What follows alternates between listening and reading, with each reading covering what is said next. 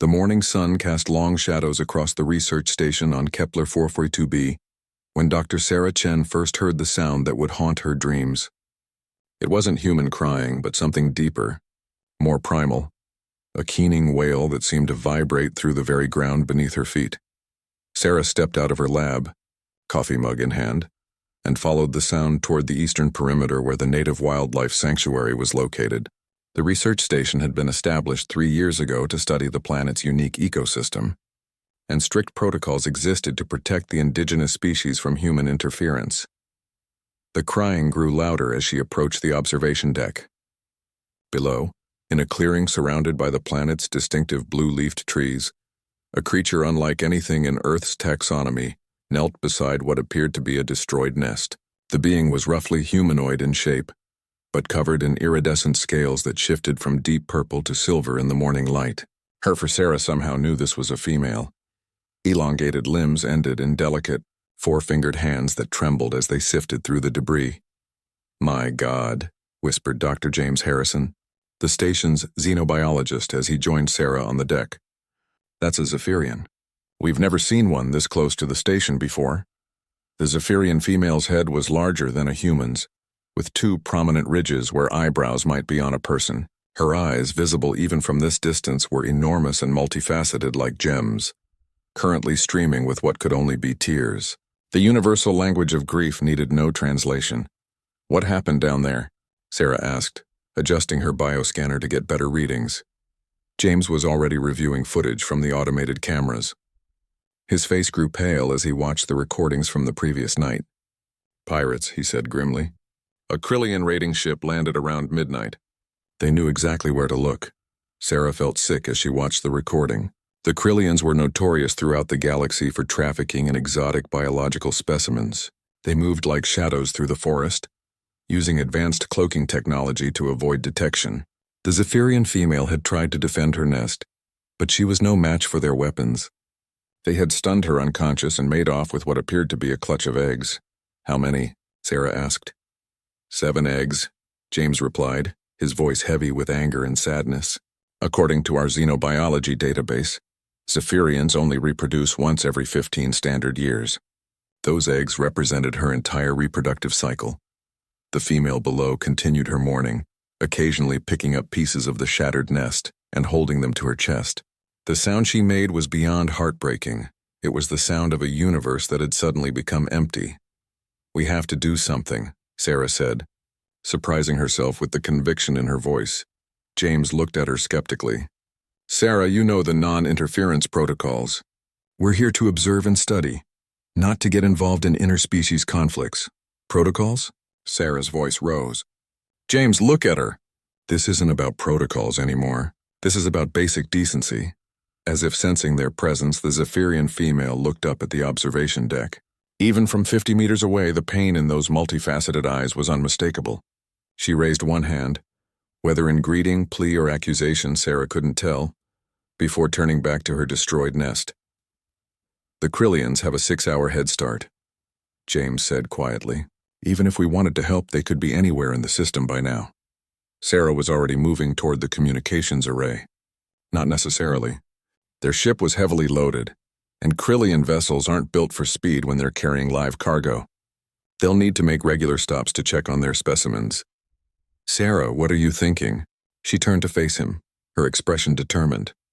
"I'm thinking that sometimes being human means doing what's right, even when it's not what's safe or easy or protocol approved." The next few hours passed in a blur of activity. Sarah managed to track the Krillian ship's ion signature using the station's deep space sensors.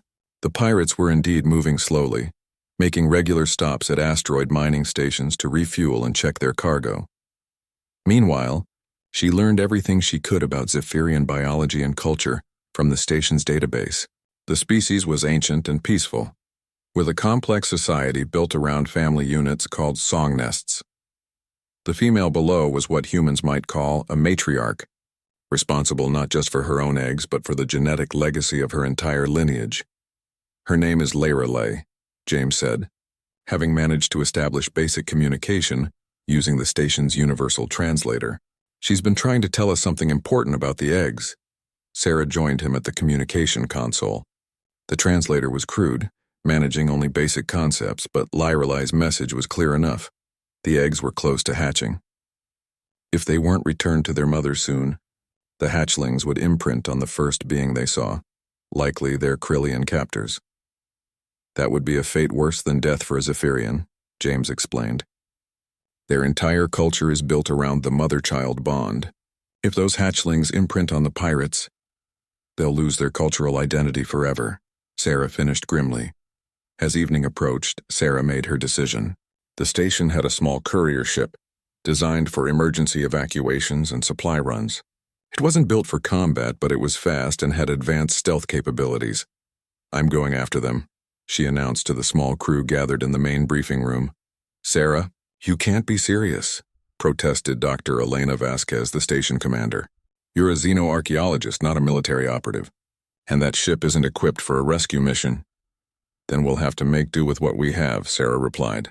She looked around the room at her colleagues, good people, all of them, who had signed up to explore the cosmos and expand human knowledge. "I'm not asking anyone to come with me. This is my choice." To her surprise, James stepped forward.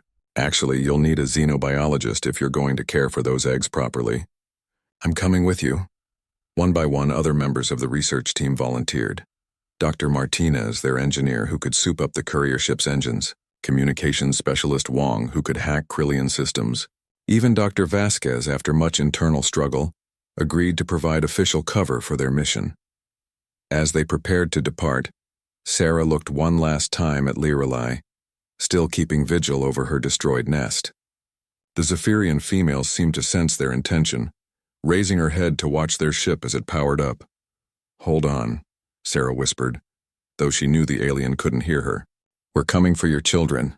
The stars wheeled overhead as their modified courier ship slipped into the darkness between worlds, carrying a crew of humans on a mission that would test everything they believed about duty, compassion, and what it truly meant to be part of the galactic community. The courier ship Determination sliced through the void between stars, its modified engines humming with barely contained power. Sarah gripped the pilot's seat as Dr. Martinez made another adjustment to their pursuit course. "Ion trail is getting stronger," Wong reported from the communication station. "The Krillians definitely stopped at mining station Gamma 7. According to the station's automated logs, they purchased biostasis pods and exotic atmosphere generators." James looked up from his portable lab setup, where he'd been studying Zephyrian reproductive biology. "That's actually encouraging. It means they're trying to keep the eggs alive. Dead specimens are worth much less on the black market." "How much time do we have before the eggs hatch?" Sarah asked. "Based on the bio readings I took from Lyrelai's destroyed nest, maybe 18 hours. Zephyrian eggs are incredibly sensitive to temperature and atmospheric conditions. If the pirates mess up the incubation environment even slightly..." He didn't need to finish. They all understood the stakes. Dr. Martinez called out from the engine compartment. "I've managed to boost our speed by another 12%, but we're running the risk of engine failure if we push much harder." "Do it anyway," Sarah said without hesitation. "We can't help those eggs if we arrive too late." The next few hours passed in tense silence. Sarah found herself thinking about Lyrelai, still mourning over her destroyed nest. The universal translator had managed to convey some of the Zephyrians' words, but the raw emotion behind them needed no translation. The loss of those eggs wasn't just personal. It was a cultural catastrophe that would ripple through generations. "Contact," Wong suddenly announced. "I've got the Krillian ship on long-range sensors. They've stopped at a fuel depot in the Xerion asteroid field." Sarah leaned forward eagerly. "How long until we reach them?" "At current speed, about 40 minutes. But Sarah, you should know. There are other ships at that depot. This isn't going to be a simple grab-and-run operation." Dr. Vasquez, who had been quietly reviewing tactical options, spoke up from her position at the sensor array. "The depot serves as a neutral trading post. Technically, if we start a fight there, we'll be violating about 6 different galactic treaties. And if we don't act, 7 innocent beings will lose their cultural identity forever," Sarah countered. "Sometimes you have to choose between what's legal and what's right." As they approached the asteroid field, the Determination sensors revealed the full scope of the challenge ahead. The fuel depot was built into a massive asteroid, with docking bays carved directly into the rock.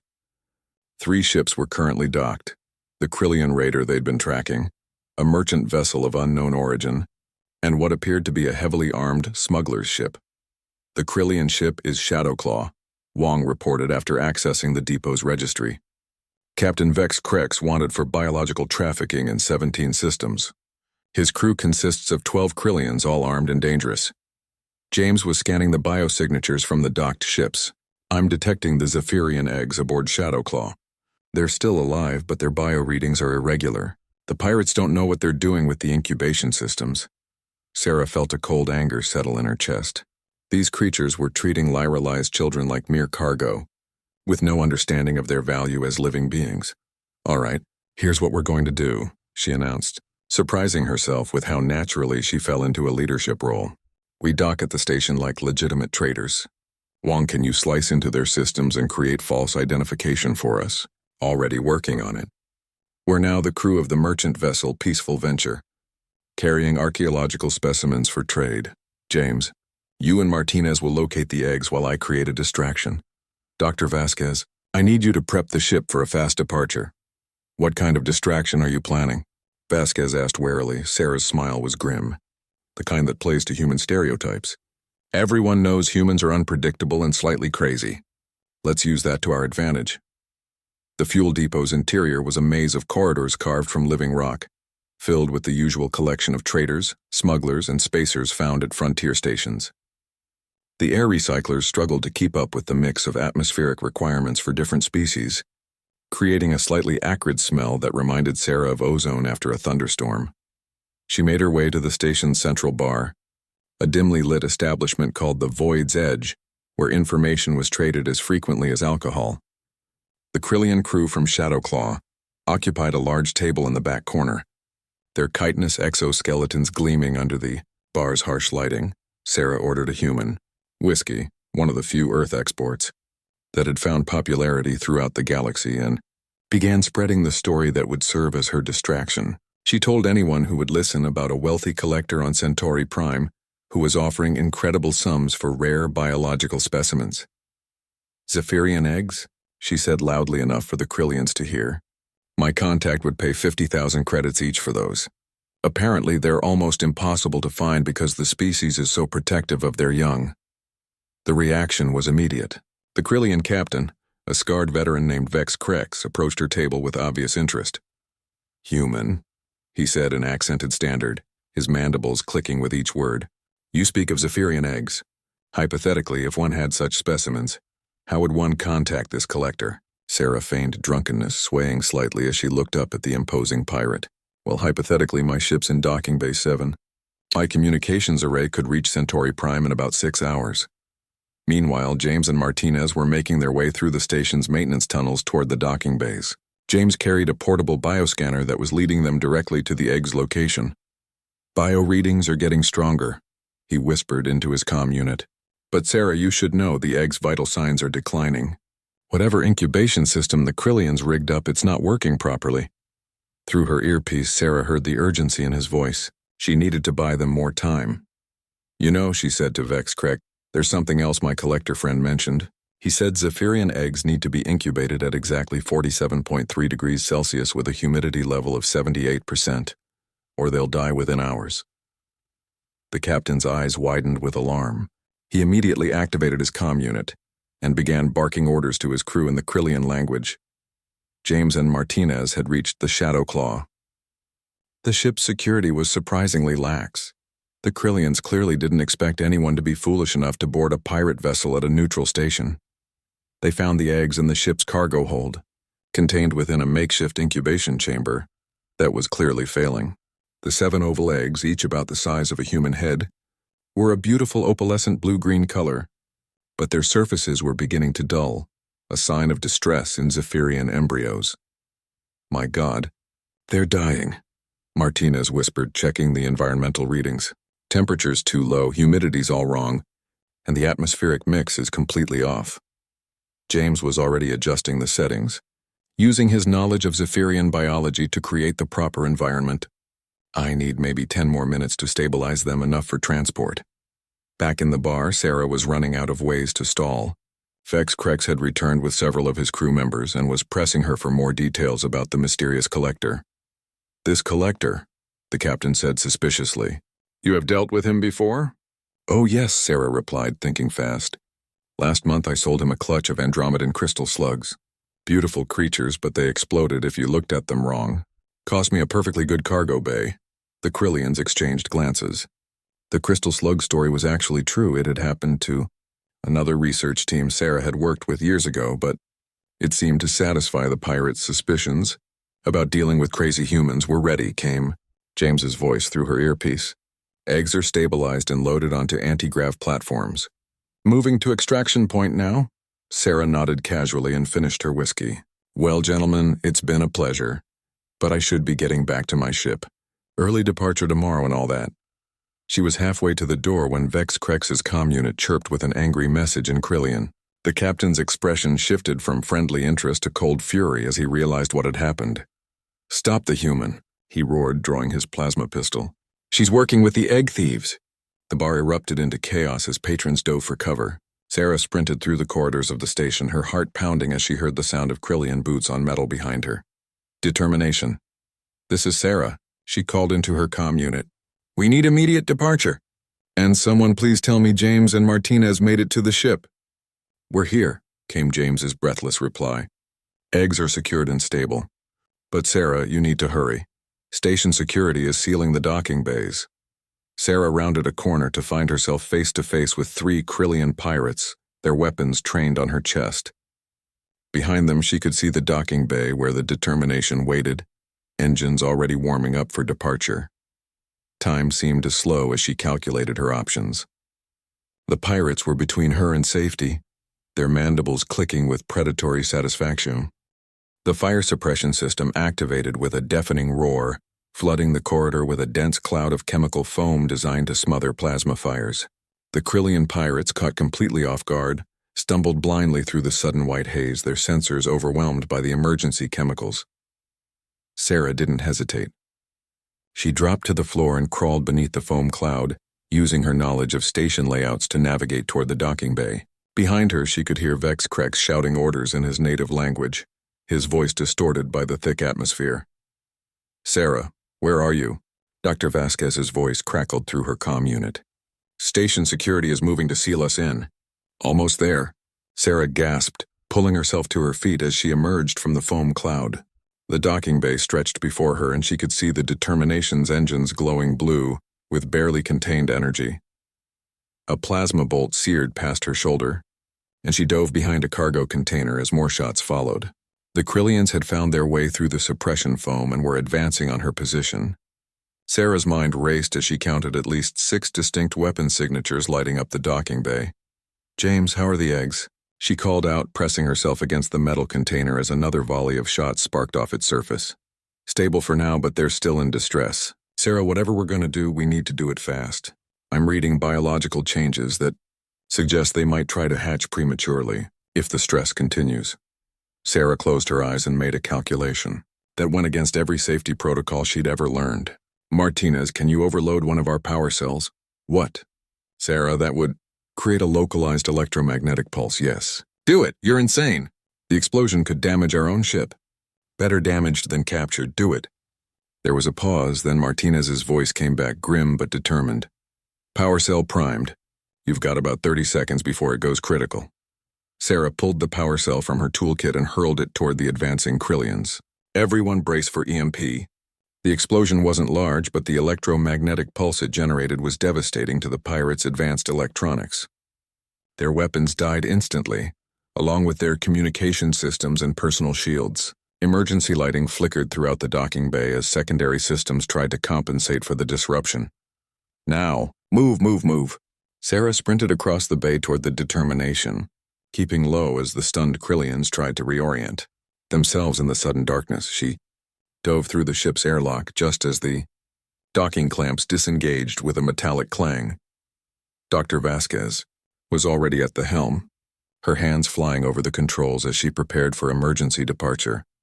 Station control is demanding we power down and submit to boarding, Wong reported from the communications station. They're not happy about the little fireworks show. Tell them we'll file a complaint with the Galactic Commerce Commission about their inadequate security, Sarah panted, strapping herself into her seat. Right after we're safely away from here. The Determination shot out of the docking bay like a bullet from a gun, its modified engines screaming at maximum power. Behind them, the fuel depot's defense grid came online, bathing their hull with targeting scanners. Warning shots, Dr. Vasquez announced as energy beams flashed past their viewports. They're not trying to destroy us, just force us to stop. The Krillians are launching. Martinez called out from the engine room. Shadowclaw is powering up for pursuit, and they don't look interested in warning shots. Sarah made her way to the small laboratory space where James had set up an emergency incubation system for the rescued eggs. The 7 opalescent orbs rested in a carefully controlled environment, their surfaces now showing a healthy blue-green glow. "How are they doing?" she asked. James looked up from his readings, relief evident on his face. "Much better. Their stress indicators are dropping and I'm seeing normal developmental patterns resuming. But Sarah, there's something else. These readings suggest the eggs are more advanced than I initially thought. They could hatch within the next few hours. Is that good or bad?" "Both. Good because it means they survived the trauma of being stolen. Bad because newborn Zephyrians need to imprint on their mother within minutes of hatching, or they'll experience severe psychological damage." Sarah felt the weight of responsibility settle on her shoulders like a lead blanket. They weren't just carrying cargo anymore. They were responsible for 7 innocent lives that would be shaped by whatever happened in the next few hours. "Incoming transmission from Shadowclaw," Wong announced. "Captain Krex wants to negotiate." "Put him through." The main screen flickered to life, showing Vex Krex's scarred features twisted with rage. Behind him, Sarah could see his bridge crew working frantically at their stations. "Human," he spat, his mandibles clicking with fury. "You have cost me a fortune in lost merchandise. Return my property immediately and I will consider killing you quickly." "Your property?" Sarah stepped forward, anger flaring in her chest. "Those are living beings, not merchandise. They belong with their mother. Sentimental foolishness. The eggs are worth 200,000 credits on the black market. The emotional attachments of lesser species are irrelevant." "Lesser species." Sarah's voice rose dangerously. "Captain, I think you've fundamentally misunderstood something about humans. We have this annoying habit of caring about things that don't belong to us, especially when those things are someone's children." Vex Krex's laugh was like grinding metal. "Your reputation for illogical behavior is well documented, human. But you are outnumbered, outgunned, and trapped in a system with only one jump point. Surrender now and I will make your death swift." "Counter-offer," Sarah replied, her voice steady despite the fear coursing through her veins. "You turn around and go find some other cargo to steal, and I won't show the entire galaxy what happens when you threaten a human's adopted family." Adopted family? The Krillian captain seemed genuinely puzzled by the concept. "Those eggs? As of about an hour ago, they became the responsibility of the human race. And humans are famously protective of their children, even the ones that don't technically belong to them." The connection terminated abruptly, leaving the bridge in tense silence. "That was either very brave or very stupid," Dr. Vasquez observed. "Probably both," Sarah admitted. "Martinez, how much of a head start do we have? Shadowclaw is faster than us, but they're being cautious about entering the asteroid field. Our smaller size gives us an advantage in the navigation channels, but once we reach open space..." He didn't need to finish. Everyone understood their situation. "There's something else," Wong added quietly. "I've been monitoring galactic patrol frequencies. Word of our incident at the fuel depot has reached official channels. We're now classified as criminals who assaulted a neutral facility." Sarah slumped in her chair. They were fugitives now, wanted by both pirates and legitimate authorities carrying 7 alien eggs that could hatch at any moment. The smart thing to do would be to surrender, turn over the eggs to proper authorities, and hope for lenient treatment. But when she closed her eyes, she could still see Lyra Lee kneeling beside her destroyed nest, her multifaceted eyes streaming with tears that needed no translation. "James, what's the absolute minimum time we need to get these eggs back to their mother? If we push the engines to maximum and take the most direct route through hyperspace, maybe 6 hours. But that assumes we can avoid pursuit, and that the eggs don't hatch before we arrive. And if they do hatch," James's expression was grim, "then we'll have 7 newborn Zephyrians who will imprint on the first beings they see, If that's us instead of their mother, they'll lose their cultural identity, Sarah finished. Just like the Krillians planned, except we'll be the ones responsible. The moral weight of their situation settled over the crew like a suffocating blanket. They were trying to do the right thing, but every choice seemed to lead to more complications and greater risks. Sarah, Dr. Vasquez said softly, there's still time to reconsider. We could contact the Galactic Patrol, explain the situation. They might be willing to— No, Sarah's voice was firm. I've seen how bureaucracy works with cases involving non-Federation species. By the time they finish their investigation and file their reports, those eggs will have hatched in some government laboratory, and Lyrelai will still be mourning her lost children. She turned to look at her crew, good people who had volunteered for what was essentially a suicide mission because they believed it was the right thing to do. I won't ask anyone else to risk their career or their life for this. If anyone wants to transfer to an escape pod and surrender to the authorities, I'll understand completely, one by one. Each member of the crew met her eyes and shook their head. We're with you, Sarah, James said simply, all the way home. The Determination continued its desperate flight through the asteroid field, its crew united by a purpose that transcended regulations and protocols. Behind them, Shadowclaw grew steadily larger on their sensors, its weapons charging for what promised to be a final confrontation. But ahead lay something more precious than safety, the chance to reunite a mother with her children, and to prove that sometimes the right choice and the legal choice were very different things. The Determination shuddered as another plasma bolt grazed its hull, the Krillian pursuit ship closing the distance with each passing minute. Sarah gripped the edge of James's makeshift laboratory table as the ship executed another violent evasive maneuver. Hull integrity at 87%, Martinez reported from engineering. But we're venting atmosphere from the port storage bay. I can patch it, but not while we're under fire. How much longer until we reach the jump point?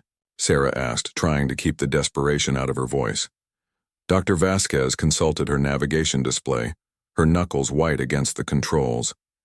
12 minutes at current speed, but Shadowclaw will be in optimal firing range in about 4. James suddenly looked up from his bioscanner, his face pale with alarm. Sarah, we've got a bigger problem. The stress from the pursuit is triggering premature hatching responses in 3 of the eggs. Sarah's heart sank as she looked at the incubation chamber. 3 of the 7 eggs were beginning to show the telltale cracks that indicated imminent hatching. The bio-readings displayed on James's scanner showed rapid metabolic changes as the Zephyrian embryos prepared for birth. How long do we have? Maybe 20 minutes before the first one breaks free. Once they start hatching, they'll need to see their mother's face within hours, or the psychological damage could be permanent. Another plasma bolt struck their shields, and the lights flickered throughout the ship. Wong's voice crackled over the intercom from the communications station. Captain Krex is hailing us again. Put him through, Sarah said grimly. The Krillian captain's face appeared on the small screen, his scarred features twisted with predatory satisfaction. Your ship is failing, human. Your shields cannot withstand much more punishment. Surrender the eggs now, and I will grant you the mercy of a clean death. Still not interested in your generous offers, Sarah replied. But I am curious about something. What's it like being the kind of creature that steals children for profit? Vex Krex's mandibles clicked in what might have been amusement. Sentiment is weakness, human. The galaxy is ruled by those strong enough to take what they want. Your pathetic species will learn this lesson soon enough. You know what I think? Sarah leaned forward, her voice dropping to a conversational tone. I think you're scared of us. Humans, I mean. You can't understand why we'd risk everything for creatures that aren't even our own species, and that terrifies you. Humans are insects, the captain snarled. Barely worthy of— He was cut off as the first egg began to crack in earnest, a network of fine lines spreading across its opalescent surface. James immediately began adjusting the incubation parameters, trying to ease the hatching process despite their chaotic circumstances. What was that sound? Vex Krex demanded, his eyes narrowing. Sarah smiled coldly. That was the sound of your merchandise becoming someone's family. She cut the transmission and turned to James. Talk to me. What do we need to do? The hatchling is going to emerge within minutes. Zephyrian newborns are incredibly sensitive to their environment. Light, sound, even electromagnetic fields. The weapons fire is creating interference that could damage their developing neural pathways. Dr. Vasquez called out from the pilot station. I've got an idea, but it's crazy even by human standards. There's a nebula about 2 light minutes off our current course. If we can make it inside, the electromagnetic interference will mask our signature, but it'll also make navigation nearly impossible. How nearly impossible? Sarah asked. The kind of nearly where we might never find our way out again. Sarah looked at the cracking egg, then at her crew of brave, foolish humans who had risked everything for a principle. Do it. The determination banked sharply toward the nebula, its hull groaning under the stress of the sudden course change. Behind them, Shadowclaw adjusted its pursuit vector, but Vexcrex was clearly puzzled by their apparent flight toward a dead end.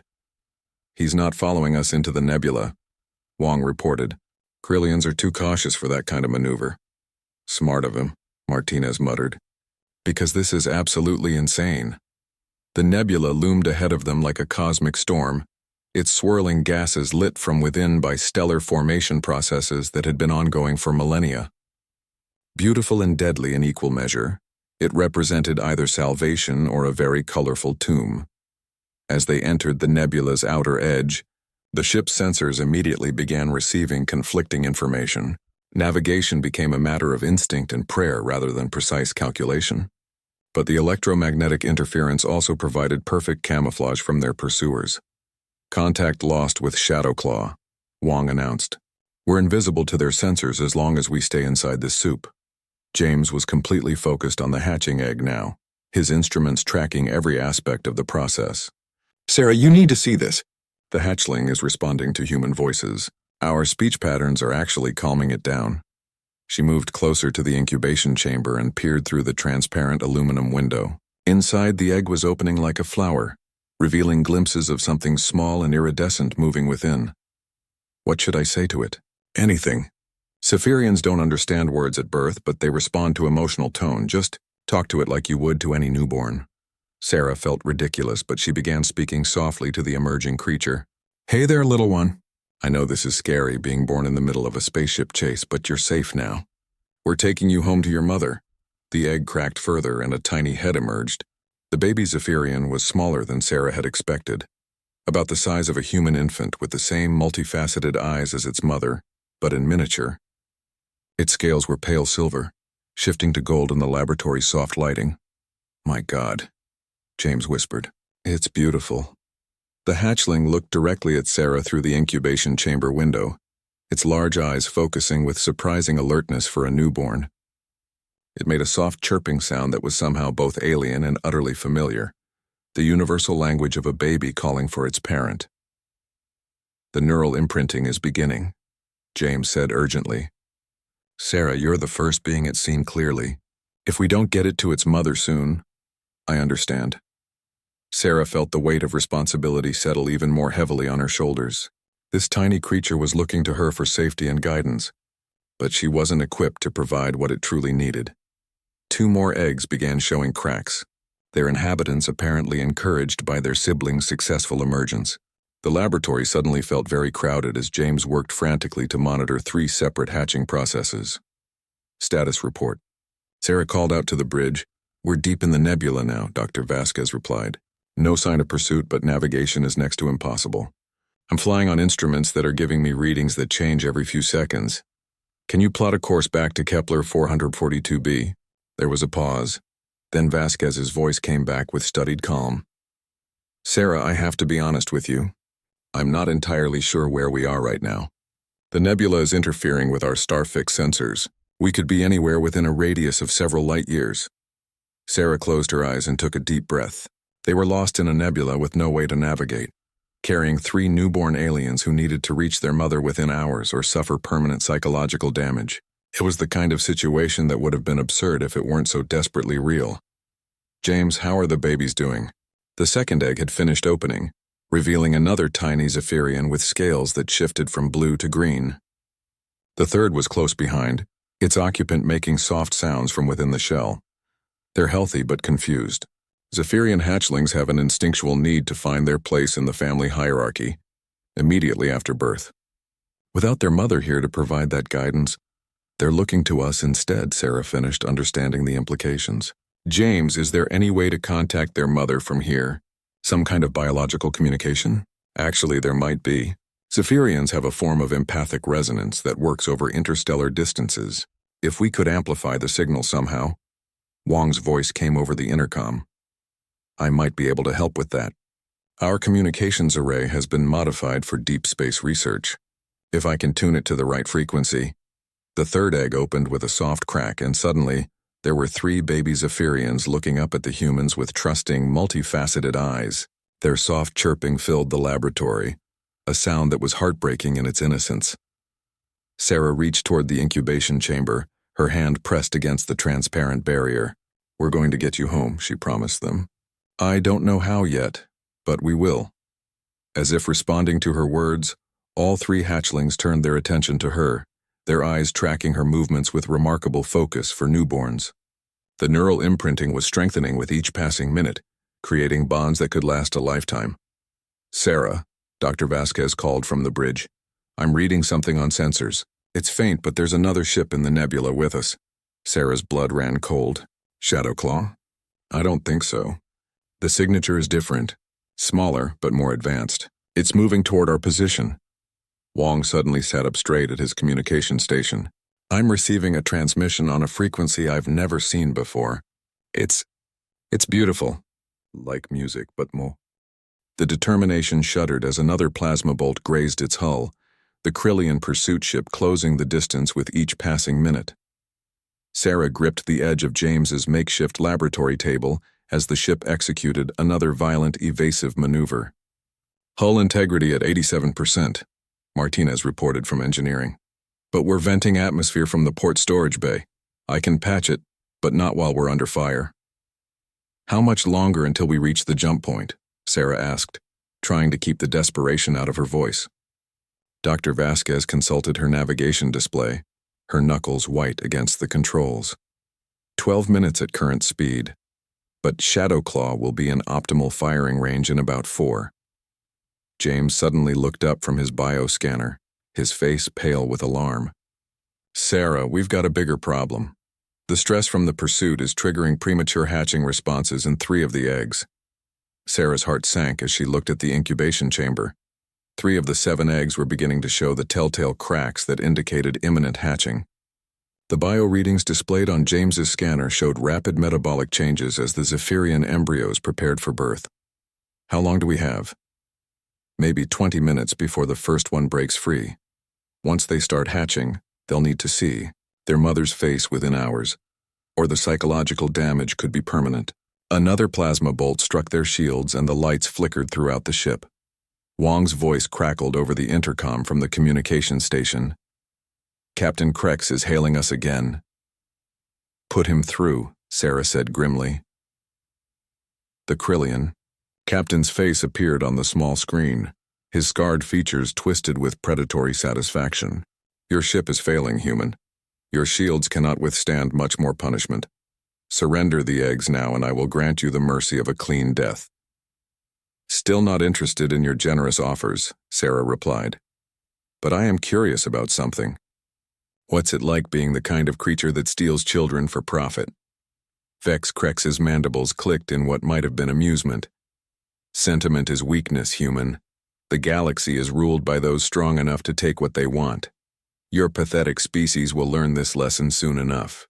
You know what I think? Sarah leaned forward, her voice dropping to a conversational tone. I think you're scared of us. Humans, I mean. You can't understand why we'd risk everything for creatures that aren't even our own species, and that terrifies you. Humans are insects, the captain snarled. Barely worthy of... He was cut off as the first egg began to crack in earnest, a network of fine lines spreading across its opalescent surface. James immediately began adjusting the incubation parameters, trying to ease the hatching process despite their chaotic circumstances. What was that sound? Vex Krex demanded, his eyes narrowing. Sarah smiled coldly. That was the sound of your merchandise becoming someone's family. She cut the transmission and turned to James. Talk to me. What do we need to do? The hatchling is going to emerge within minutes. Zephyrian newborns are incredibly sensitive to their environment. Light, sound, even electromagnetic fields. The weapon's fire is creating interference that could damage their developing neural pathways. Dr. Vasquez called out from the pilot's station. I've got an idea, but it's crazy even by human standards. There's a nebula about 2 light minutes off our current course. If we can make it inside, the electromagnetic interference will mask our signature, but it'll also make navigation nearly impossible. How nearly impossible? Sarah asked. The kind of nearly where we might never find our way out again. Sarah looked at the cracking egg, then at her crew of brave, foolish humans who had risked everything for a principle. Do it! The determination banked sharply toward the nebula, its hull groaning under the stress of the sudden course change. Behind them, Shadowclaw adjusted its pursuit vector, but Vex Krex was clearly puzzled by their apparent flight toward a dead end. He's not following us into the nebula, Wong reported. Krillians are too cautious for that kind of maneuver. Smart of him, Martinez muttered, because this is absolutely insane. The nebula loomed ahead of them like a cosmic storm, its swirling gases lit from within by stellar formation processes that had been ongoing for millennia. Beautiful and deadly in equal measure, it represented either salvation or a very colorful tomb. As they entered the nebula's outer edge, the ship's sensors immediately began receiving conflicting information. Navigation became a matter of instinct and prayer rather than precise calculation. But the electromagnetic interference also provided perfect camouflage from their pursuers. Contact lost with Shadowclaw, Wong announced. We're invisible to their sensors as long as we stay inside this soup. James was completely focused on the hatching egg now, his instruments tracking every aspect of the process. Sarah, you need to see this. The hatchling is responding to human voices. Our speech patterns are actually calming it down. She moved closer to the incubation chamber and peered through the transparent aluminum window. Inside, the egg was opening like a flower, revealing glimpses of something small and iridescent moving within. What should I say to it? Anything. Zephyrians don't understand words at birth, but they respond to emotional tone. Just talk to it like you would to any newborn. Sarah felt ridiculous, but she began speaking softly to the emerging creature. Hey there, little one.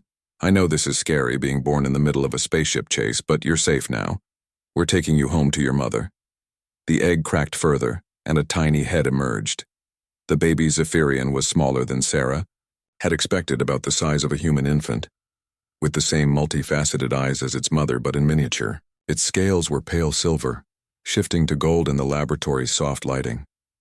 My God, James whispered. It's beautiful. The hatchling looked directly at Sarah through the incubation chamber window, its large eyes focusing with surprising alertness for a newborn. It made a soft chirping sound that was somehow both alien and utterly familiar, the universal language of a baby calling for its parent. The neural imprinting is beginning, James said urgently. Sarah, you're the first being it's seen clearly. If we don't get it to its mother soon... I understand. Sarah felt the weight of responsibility settle even more heavily on her shoulders. This tiny creature was looking to her for safety and guidance, but she wasn't equipped to provide what it truly needed. 2 more eggs began showing cracks, their inhabitants apparently encouraged by their siblings' successful emergence. The laboratory suddenly felt very crowded as James worked frantically to monitor 3 separate hatching processes. Status report, Sarah called out to the bridge. We're deep in the nebula now, Dr. Vasquez replied. No sign of pursuit, but navigation is next to impossible. I'm flying on instruments that are giving me readings that change every few seconds.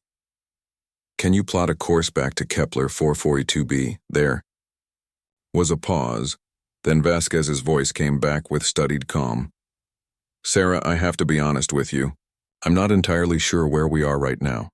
The nebula is interfering with our starfix sensors. We could be anywhere within a radius of several light years. Sarah closed her eyes and took a deep breath.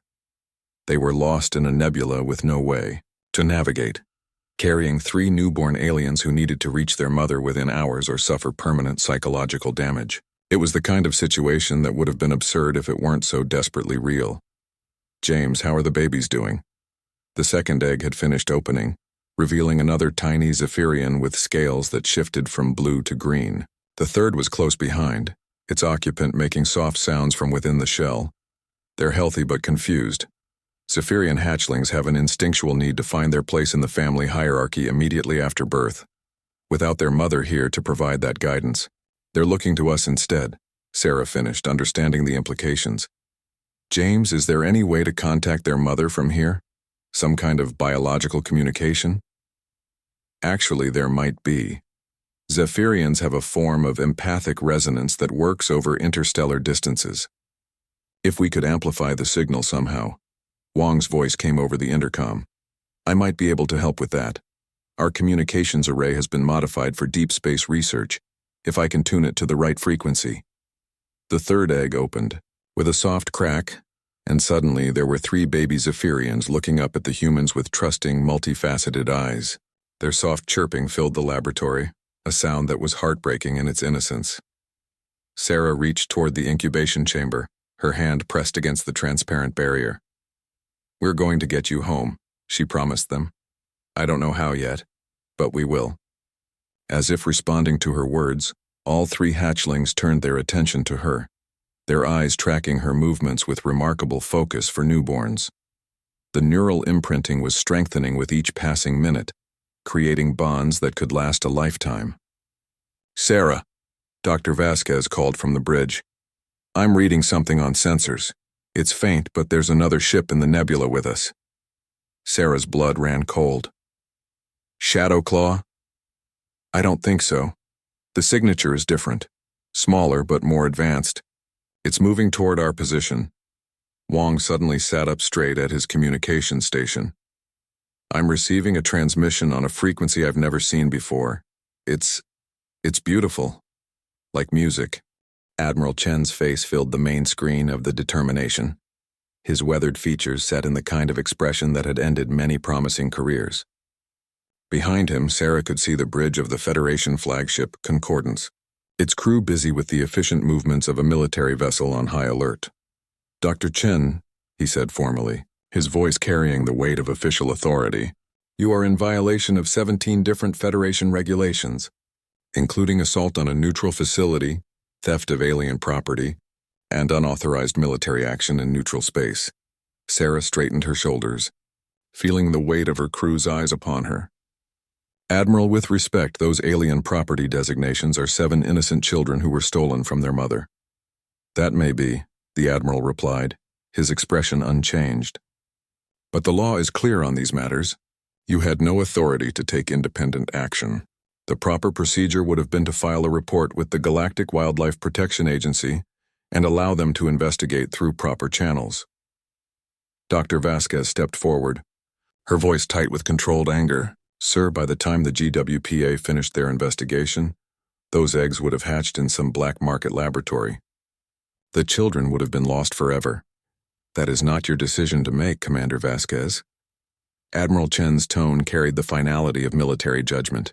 Federation personnel do not engage in vigilante actions, regardless of their personal feelings about the situation. Lyra Lee had been listening to the conversation through the universal translator, her 3 newborn children nestled against her chest. Now she moved forward with fluid grace, her scales shifting to deep purple, a color that James had learned indicated serious intent. She began to sing, her voice carrying harmonics that the ship's computers had never encountered before. The translation system struggled to convert her complex musical language into standard speech, but the meaning came through clearly enough. The Zephyrian representative wishes to address the Admiral, Wong reported, his voice filled with amazement. She's invoking ancient galactic law, the right of maternal protection. Admiral Chen's eyebrows rose slightly. The right of maternal protection hasn't been invoked in over 2 centuries, and it only applies to cases where... He trailed off as the implications hit him. Sarah saw understanding dawn in his eyes, followed quickly by what looked like calculation. James, Sarah called to their xenobiologist, explain to the Admiral what we've learned about Zephyrian society. James cleared his throat nervously before addressing the screen. Admiral, Zephyrians aren't just another intelligent species.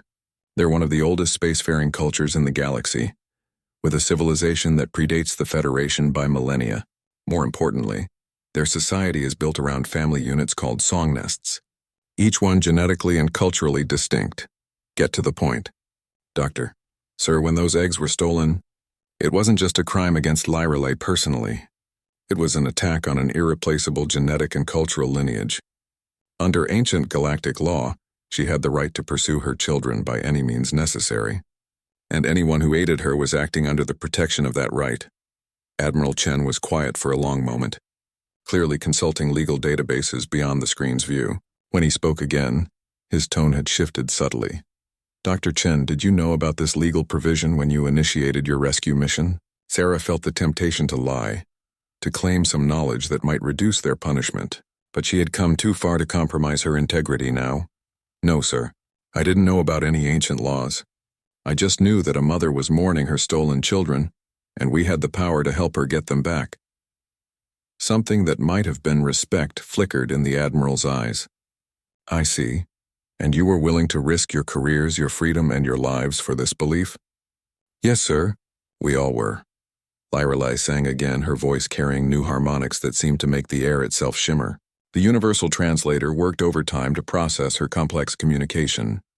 The Zephyrian representative is offering testimony on your behalf, Wong reported. Oh my. She's claiming you as honorary members of her song nest. Under Zephyrian law, that makes you family. Dr. Vasquez looked stunned. Can she do that? Actually, she can, Admiral Chen said slowly. Zephyrian adoption rituals are recognized under the Cultural Diversity Protection Act. If she's formally claiming you as family members, then you are acting within your rights to protect the children of your song nest. Sarah felt hope flutter in her chest, but the Admiral's next words brought her back to reality. However, that doesn't absolve you of the other charges. The assault on the neutral facility, the theft of the Krillian ship's cargo, the unauthorized military action. Admiral, came a new voice from off-screen. You might want to see this. The Admiral's attention was drawn away from the communication, and Sarah could hear the sound of urgent conversation in the background. When he returned to the screen, his expression had changed completely. Dr. Chen, I'm receiving reports from the captured Krillian vessels. It seems your Zephyrian ally has been quite thorough in her investigation of their activities. Wong's communications board lit up with incoming data streams. Sir, we're receiving massive files from Lyrelay's ship. It's incredible. She's downloaded the complete records from all 4 Krillian vessels. James looked up from his portable scanner, his face pale with shock. Sarah, these records document hundreds of illegal raids over the past 5 years. Stolen eggs, captured young from dozens of species, all sold on the black market. The Krillians weren't just pirates. They were running one of the largest biological trafficking operations in this sector. Admiral Chen nodded grimly. Captain Vex Krex and his associates have just become the most wanted criminals in Federation space. The evidence your Zephyrian friend has provided will shut down trafficking networks across 17 systems. Sarah felt a surge of vindication, but the Admiral wasn't finished. Which brings us to an interesting legal situation. The cargo you stole from the Krillians was already stolen property. Under Federation salvage law, recovering stolen goods for their rightful owners is not only legal, it's commendable. What about the assault on the neutral facility? Dr. Vasquez asked. The facility was knowingly harboring traffickers and providing them with safe haven. Their neutral status is now under review.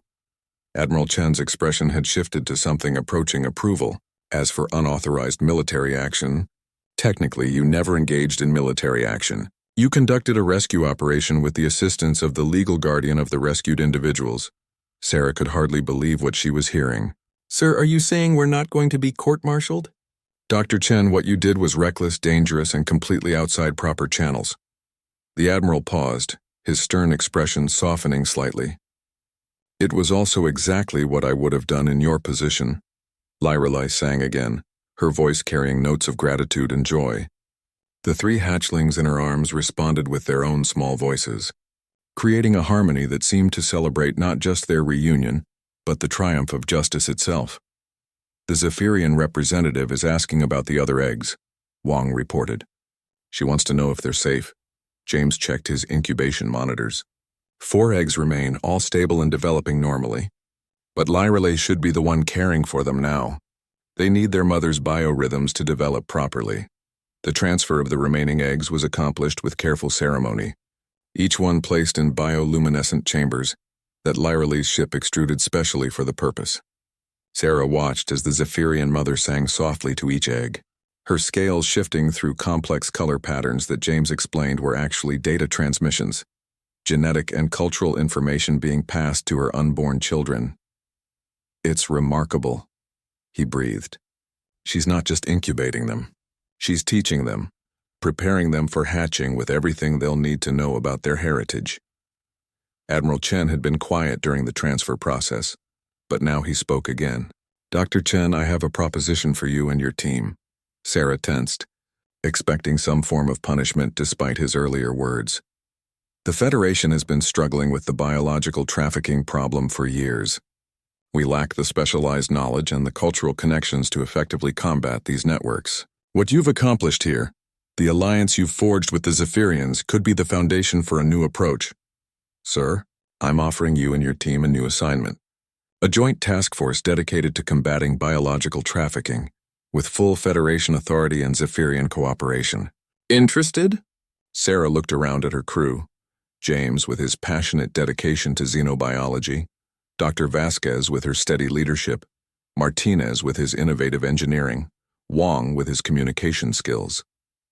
They had all risked everything for a principle, and now they were being offered the chance to turn that principle into a mission. "What about the research station?" she asked. "The station will be converted into a base of operations for the task force. You'll have resources, authority, and most importantly, the backing of both the Federation and one of the galaxy's oldest civilizations." Lyra Sarah felt tears. 6 months later, the research station on Kepler 442b had transformed into something unprecedented in galactic history. The Joint Task Force headquarters hummed with activity, as beings from dozens of species worked together to combat biological trafficking across the sector. But for Sarah, the most meaningful changes were the small ones. She stood on the observation deck, watching Lyra's children play in the expanded sanctuary below. The 3 eldest had grown rapidly, their scales now showing the complex pattern inheritance that would mark them as members of their mother's song nest for life. They moved with the fluid grace of their species, but there was something different about them, a confidence and curiosity that James attributed to their unusual upbringing. They're not afraid of other species the way most young Zephyrians are, he observed, joining Sarah at the railing. Growing up around humans during their critical development period has made them remarkably adaptable. The 4 younger siblings had hatched over the following weeks, each welcomed into the world by both their mother's song and the gentle voices of their human adoptive family. The universal translator had learned to interpret their baby chatter, revealing intelligence and personality that developed with startling speed.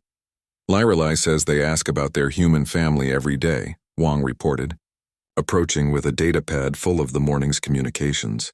She's teaching them standard as well as their native language. They want to be able to talk to us properly when they're older. Sarah smiled at the thought. The children had taken to calling her Star Singer Sarah, a title that Lyra explained meant someone who brought harmony from chaos. It was perhaps the greatest honor she had ever received. "Status report on current operations?" she asked, shifting into her role as task force commander. 17 trafficking networks disrupted this month, Wong replied proudly. The Krillian organization has been completely dismantled, and we've rescued over 200 stolen specimens and returned them to their families. The success rate was unprecedented, due largely to the alliance they had forged with the Zephyrian collective. Lyra's people possessed biosensing capabilities that could track stolen genetic material across interstellar distances, while their living ships could interface with electronic systems in ways that conventional technology couldn't match. More importantly, James added, we've prevented 6 new trafficking attempts before they could succeed. The word has spread through the criminal networks. Stealing children is no longer a profitable venture in this sector. Dr. Vasquez emerged from the command center, her expression mixing pride with exhaustion. The past months had been incredibly demanding, but also deeply rewarding. The Andromedan Council has officially requested our assistance with a situation in the Spiral Arm territories, she reported. Apparently, there's a new trafficking network targeting their crystalline nursery pods. Sarah nodded. Each successful mission brought new requests for help. As word of their effectiveness spread throughout the galactic community, They had saved thousands of lives and reunited countless families, but the work seemed endless. "Personnel update?" she asked. "We've got 17 new team members arriving next week, including specialists from the Cetacean Collective and the Arthropod Alliance. The Federation is also sending us 2 new ships, actual military vessels this time, not just converted research craft." The growth of their organization had been remarkable, driven by both official support and grassroots enthusiasm from species across the galaxy. But Sarah often thought their greatest asset remained the simple fact that humans were willing to risk everything for others, even when those others were completely alien to them. A soft chime indicated an incoming priority transmission. Wong activated the main communication screen, revealing Admiral Chen's familiar face. "Dr. Chen, I have news that I think you'll want to hear. The Galactic Senate has just passed the Biological Heritage Protection Act, making trafficking in any form of genetic material a crime punishable by life imprisonment." Sarah felt a surge of satisfaction. The law they had proposed months ago, based on their experiences with Liralei's case, would protect countless species from the trauma of having their children stolen. More importantly, the Admiral continued, the Senate has also established the Interspecies Family Protection Service, with your task force as its foundation. Congratulations, Commander Chen. You've just been promoted. The title felt strange but fitting. What had started as a simple rescue mission had evolved into something that could reshape how the galaxy protected its most vulnerable members. "There's one more thing," Admiral Chen said with a smile. "The Zephyrian Collective has made a formal proposal to the Federation Council. They want to establish permanent cultural exchange programs, starting with joint research initiatives and educational exchanges." Through the observation deck windows, Sarah could see Lirelei approaching with her children. The eldest 3 moved with growing independence, while the younger ones still stayed close to their mother's side, but all of them looked up at the human facilities with obvious affection and curiosity. "The first exchange students will be arriving next month," the Admiral concluded. "Young Zephyrians who want to learn about human culture, and human students who want to study bioneural technology. It's a historic first." After the communication ended, Sarah made her way down to the sanctuary where Lirelei waited with her family. The Zephyrian matriarch's scales shifted to warm gold as she approached, a greeting that had become as familiar as a human handshake. "Star singer Sarah," Lirelei sang through the universal translator, "my children have something to show you." The 3 eldest stepped forward. Their scales, displaying complex patterns that Sarah had learned were a form of artistic expression.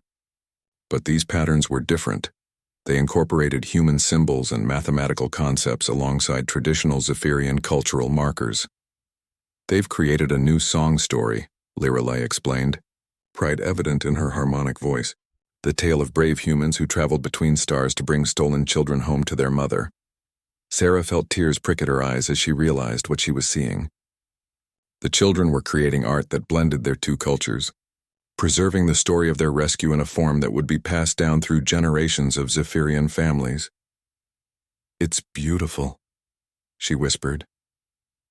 The youngest hatchling, barely 3 months old but already showing remarkable intelligence, approached Sarah with obvious intent. It made a series of soft chirps that the translator rendered as, "Star singer Sarah, are you really our family too?" Sarah knelt down to the child's level, her heart swelling with emotion. "Yes, little one. We're all family here." Lirelei sang a harmony of agreement, her voice carrying harmonics of love, gratitude, and hope for the future. Around them, the expanded sanctuary buzzed with life, not just Zephyrian children, but young beings from a dozen species who had been rescued by the task force and were now thriving in the safety of their new home. Dr. Martinez emerged from his workshop, where he had been working with Zephyrian biotechnicians to develop new life support systems. Dr. Vasquez was visible through the command center windows, coordinating with ships across the sector. James was in his expanded laboratory, studying biological samples that would help them identify and track future trafficking victims. Wong maintained constant communication with allies throughout the galaxy, building the network of cooperation that made their mission possible. They were all part of something larger now, a community dedicated to protecting the innocent and preserving the bonds that made families across all species. What had started with one human's decision to help had grown into a movement that was changing the galaxy. As Sarah watched Lyrelai's children play with rescued youngsters from other worlds, she reflected on how far they had all come. The scared, desperate mother who had mourned over her destroyed nest was now a key leader in the galactic effort to protect all children. The simple research station had become a beacon of hope for families across the stars. But most importantly, they had proven something that many in the galaxy had doubted: that different species could not only coexist, but truly become family. The bonds they had forged went beyond law or politics or even biology. They were based on the simple recognition that love and protection of the young was a universal value that transcended any differences. Starsinger, Sarah, the eldest child asked in carefully practiced standard, "Will you teach us more human songs?" "Mother says music is how families stay connected across the stars." Sarah smiled and began to hum a lullaby her own mother had sung to her decades ago on Earth. One by one, the children joined in with their own harmonies, creating something new and beautiful from the blend of human melody and Zephyrian harmonic complexity.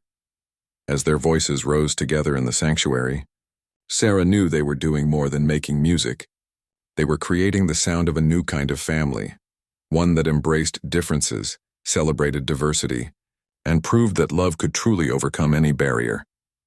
The galaxy was vast and often dangerous, filled with those who would exploit the weak and profit from suffering, but it was also filled with beings willing to risk everything to protect each other's children, to reach across the void between species and say, "You are not alone." In the end, Sarah thought as she listened to the children,